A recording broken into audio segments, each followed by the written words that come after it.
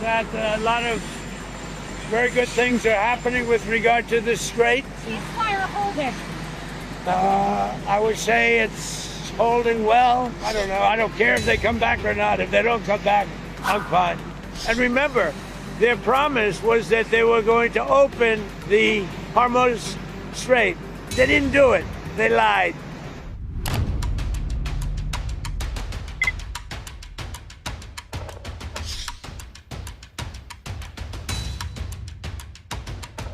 We go back to the United States, having not come to an agreement.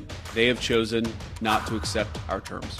And I think that's bad news for Iran much more than it's bad news for the United States of America. آنچه که گذشت در طول این 24 ساعت گذشته از مذاکرات نشون داد که اساساً آمریکایی‌ها برای مذاکره نیامده بودند. با بی‌اعتمادی با شما گفتگو می‌کنیم.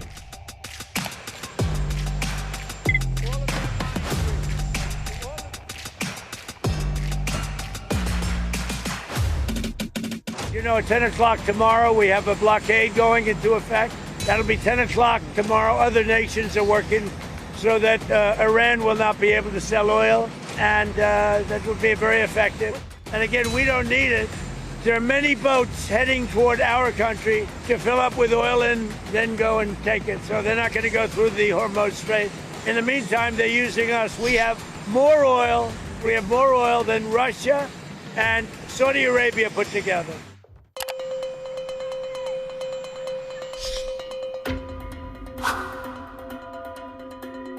It won't be a percentage. It won't be a friend of yours, like a country that's your ally or a country that's your friend. We're putting on a complete blockade. We're not going to let Iran make money on selling oil to people that they like and not people that they don't like or whatever it is. It's going to be all or none, and that's the way it is. 1/2 of a day, they wouldn't have one bridge standing. They wouldn't have one electric generating plant standing. Nobody can be so stupid. They have no cards whatsoever. We should interpret all of these moves as negotiating tactics within a negotiation. I don't think Trump has any escalatory paths out of this war. If he moves forward with this blockade, he's not taking Iran's oil. He's taking the oil that these countries have bought from Iran.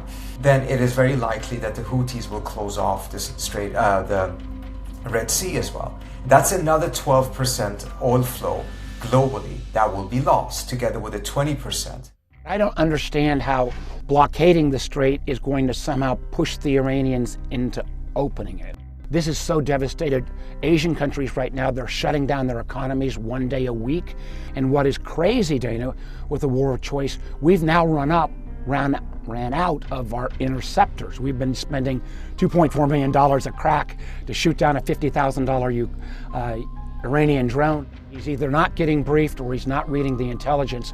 This has been absolutely one of the reasons why for 47 years, no American president took this action.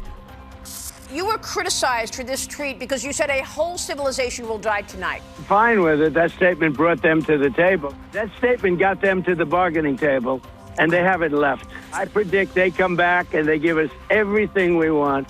I don't want 90%. I don't want 95%. I want everything. We will make America great again.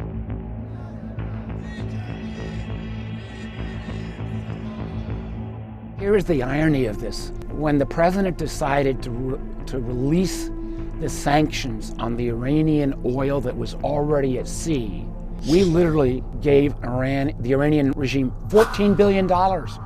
You know, if you want to strangle Iran, why relieve the sanctions on their oil? It's crazy.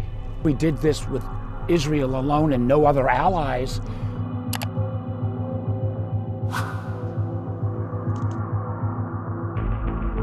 We can't take our eye off of China. There's a reason they're helping Iran. I don't think President Trump should have changed his national security strategy or his national defensive strategy to take China away as our #1 national threat. If China does not agree to stop helping the Iranians, and if China does not stop all of this proactive efforts, I think Trump needs to go at them much more aggressively than he has.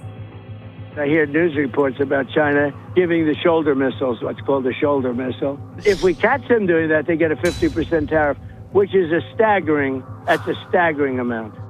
There is a logic behind this that would say that he is moving forward with these type of pressures in order to get the Chinese to step in and pressure Iran. However, I do not see that working if the US's position simultaneously is zero enrichment. The Chinese themselves do not agree with that objective.